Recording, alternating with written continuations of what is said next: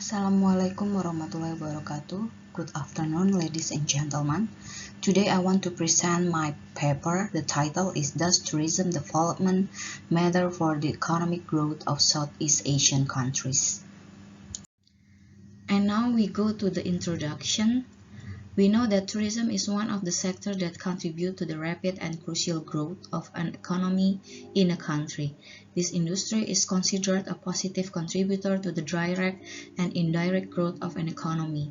According to Dyer et al. In 2004, stated that tourism also has a significant effect on economic activity. Therefore, many countries use it as one of the main factors to boost their economy.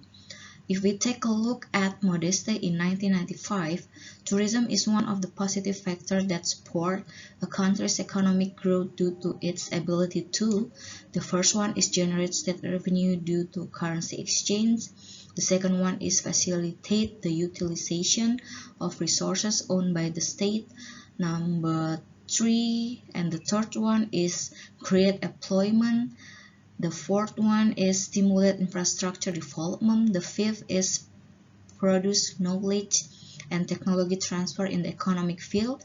And the last one is provide positively interrelated sectors in a country. We know that countries which located in the Southeast Asian region have numerous natural diversities as well as tangible and intangible cultural tourism resources, which are located in both urban and rural areas. This region continuously experienced a significant increment in the number of foreign tourists from 1995 to 2018. It's about 24 years. According to World Bank, Thailand had the highest number of foreign tourist arrivals in Southeast Asia in 2018. It's generating 65.24, and Malaysia followed this with the 21.7 and 7. Singapore is about 20.4 and 2, and Indonesia is about 15.6. All of the calculation classified in billion United States dollar. This research determined the relationship between tourism development from the domestic and international sides on economic growth in the Southeast Asian region. So we want to know about how the relationship between these variables.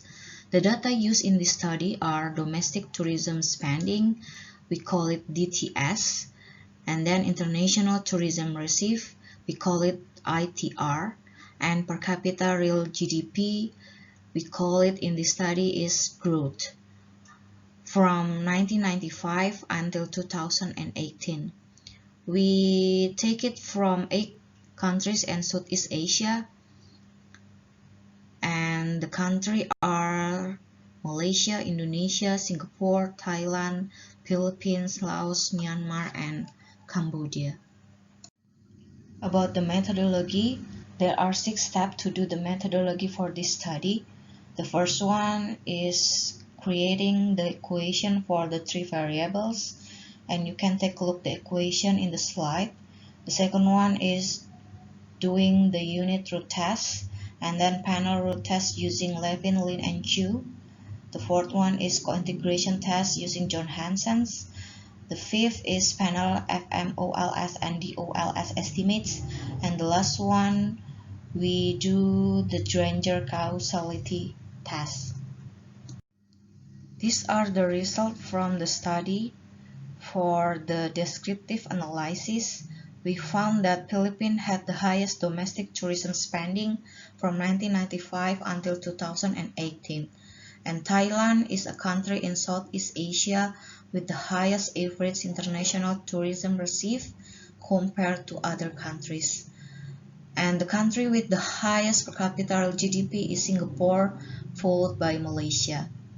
For unit root test, this test used scatter plot, which the results show that DTS, ITR, and growth increased from 1995 to 2018. And a positive trend appeared. Therefore, there is a possibility that the 3 variables data are not stationary. For panel root test, we using Levin, Lin, and Chu. The result is all variables are non-stationary panel in level.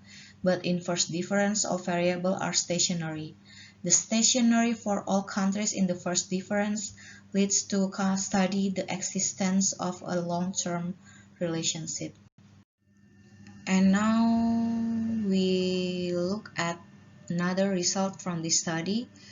If we take a look at table 1, it is Johansson-Fisher's co-integration test result.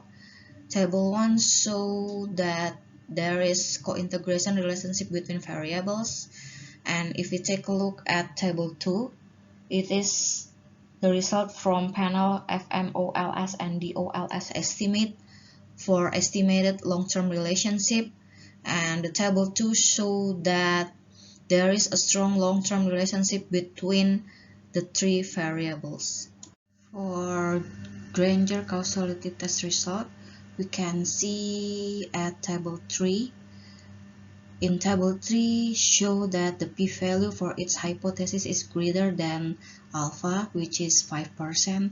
Therefore, the null hypothesis is accepted.